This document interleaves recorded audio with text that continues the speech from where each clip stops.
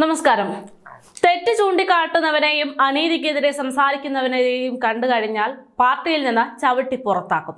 KAAPA case പ്രതികളെയും ഗുണ്ടകളെയും പൂവിട്ട് പാർട്ടിയിൽ വായിക്കും. ഈ ഒരു ലൈനിലാണ് ഇപ്പോൾ CPMന്റെ ഒരു പോക്ക്. കാപ്പ കേസ് പ്രതികളെയും ഗുണ്ടകളെയും മാലയിട്ട് വായിക്കുന്ന പാർട്ടി അനീതി ചൂണ്ടിക്കാണിക്കുന്നവരെ ചവിട്ടി പുറത്താക്കുമെന്ന് കഴിഞ്ഞ കുറച്ച് ദിവസങ്ങൾക്ക് മുമ്പ് മനു തോമസ് എന്ന സഖാവിനെ ഉൾപ്പെടെ തള്ളിപ്പറഞ്ഞതിലൂടെ നമുക്ക് വ്യക്തമായതാണ്. ആ കാര്യം ഒന്നുകൂടെ ആവർത്തിച്ച് വ്യക്തമാക്കുകയാണ് ഇപ്പോൾ CPM.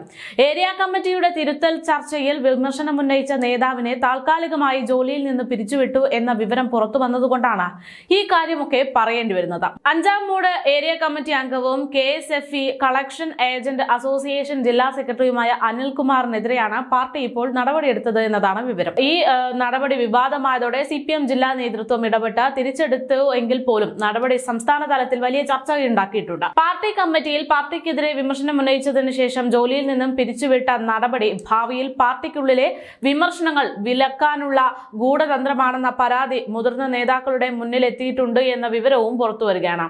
ലോക്സഭാ തെരഞ്ഞെടുപ്പ് തോൽവി ചർച്ച ചെയ്യാൻ ചേർന്ന 5-ാം മൂട് ഏരിയ കമ്മിറ്റിയുടെ യോഗത്തിലാണ് വൻതുക പ്രതിഫലം പറ്റുന്ന ബോർഡ് കോർപ്പറേഷൻ ചെയർമാൻമാരെ പാർട്ടി നേതാക്കൾ വിമർശിച്ചതിന് പിന്നാലെ പാർട്ടി ഏരിയ കമ്മിറ്റി അംഗവും DYFI ജില്ലാ സെക്രട്ടേറിയറ്റ് അംഗവുമായ യുവ നേതാവിനെ പിരിച്ചുവിടുന്നത്.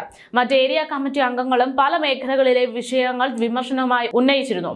മേലാധികാരികളിൽ നിന്ന് നിർദ്ദേശമുണ്ടായതിനെ തുടർന്ന് അനിൽകുമാറിനെ ജോലിയിൽ നിന്ന് ഒഴിവാക്കുന്നു എന്ന് കാട്ടിയായിരുന്നു കഴിഞ്ഞ ദിവസം ഉത്തരവ് പുറത്തിറങ്ങിയത്. പിന്നീട് നടപടിക്ക് പിന്നിൽ പ്രവർത്തിച്ചത് നേതാവിന്റെ ധാർഷ്ട്യം തിരുത്തണമെന്ന ആവശ്യവുമായി പല ഏരിയ ലോക്കൽ കമ്മിറ്റികളിൽ നിന്നും രൂക്ഷമായ നിർദ്ദേശമൊക്കെ ഉണ്ടായി എന്നുള്ള രീതിയിലൊക്കെയാണ് റിപ്പോർട്ടുകൾ പുറത്തു വന്നത്.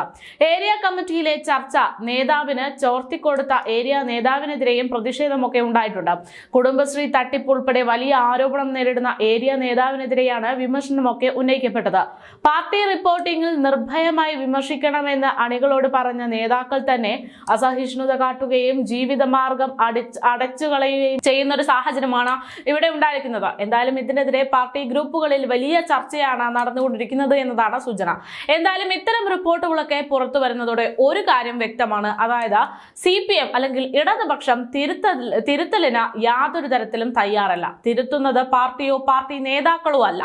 പാർട്ടിക്കെതിരെ സംസാരിക്കുന്നവരെയും പാർട്ടിക്കെതിരെ തെറ്റ് ചൂണ്ടിക്കാണിക്കുന്നവരെയും ഒക്കെയാണ് പാർട്ടി തിരുത്തുന്നത് എന്ന് വേണം ഇതിൽ നിന്ന് മനസ്സിലാക്കാൻ.